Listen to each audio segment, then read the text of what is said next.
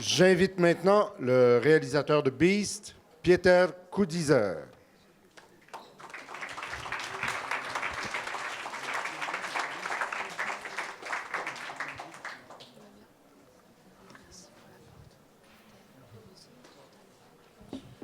Good morning. Good morning. Pieter, who's the beast of the title? There are three beasts in the title. I think the homeless man, the beast from outer space, and the hipster at the end. But of course, the title is Beast ! So it's the accent is put on the hipster at the end who gets insulted by the homeless man. I was wondering what was the real origin of this film, because for me there was two axes you can imagine: the beast from outer space, Yes. or the homeless man. Yes. And the encounter of these two characters. Yes. So, what was at the beginning? Well, at the beginning, I just basically wanted to make a film with a very simple story and a very almost archetypical story.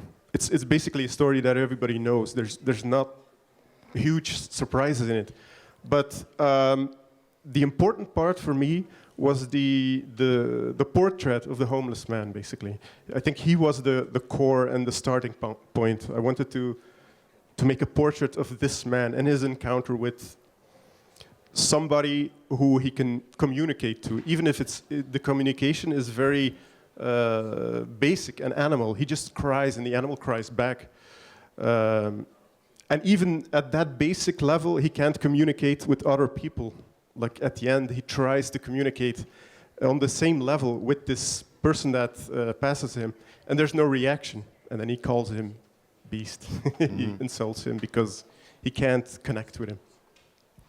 The film is not realistic in the way you look at this story, at what happened to them. Yes. It's very easy as an example for the homeless to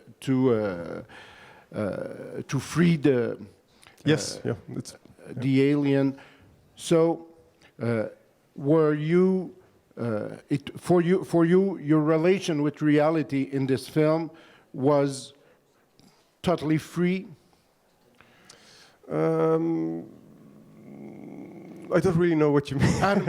I mean, it looks like you didn't really try to make something realistic. No. But I think because you asked the question, I think there's also a sense that, in a way, not story-wise, but at least in the way the characters are portrayed, there is something realistic. I think the character of the homeless man, once again, he's pretty realistic. Exactly. But the circumstances are not. And that's all I know what to say about it.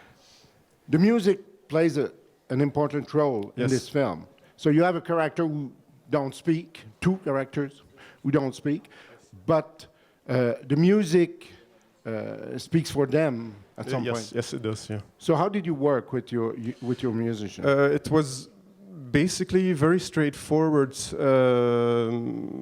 I met him, the composer, in Annecy 2 years ago. He did the music for Norman, a film, which, and we wanted to work together. And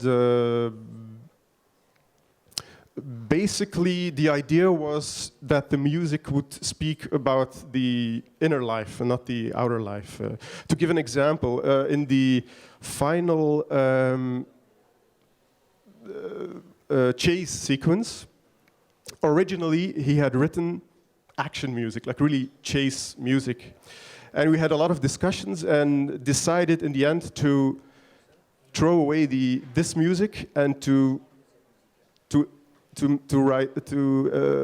I asked him to write very introverted music. So it's an action scene. There's a lot of action on the screen, but the music is very, very quiet. As a matter of fact, that piece of music was not film music. It was a different piece of music that he had written, and I had heard in a concert, and I put it in that place. And I went to him and I said, "Don't be angry. I threw away your music, and I've used a different piece." And he said, "Okay, it works better, so let's do it." So yeah, it was a very good relationship, a working relationship. Question for Pieter COUDYZER. Martin?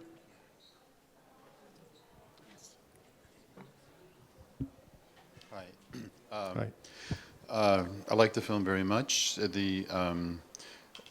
When you talk about the levels of realism, though, it was quite particularly interesting because the homeless man was, although not graphically depicted in realistic fashion, the lifestyle was quite so. Yes. The contradiction seemed to be in the massive suspension of disbelief that would be required to accept the idea that a beast of this sort would be put into a zoo, or that would be hunted, as it escaped and stuff, as opposed to being taken and made an object of scientific study, on the highest level. So I didn't feel that was so much a contradiction as it seemed like a statement that society was doing the wrong thing with the beast, as well as with the creature, rather, from outer space. Yes. In the same way that it was doing the wrong thing with the homeless person, that they were equally.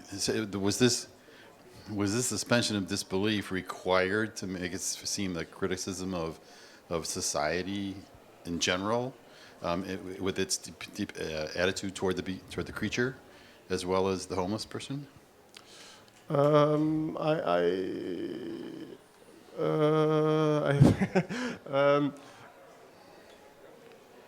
Well, I guess it was. Can you rephrase it? Yeah. Okay. Your question.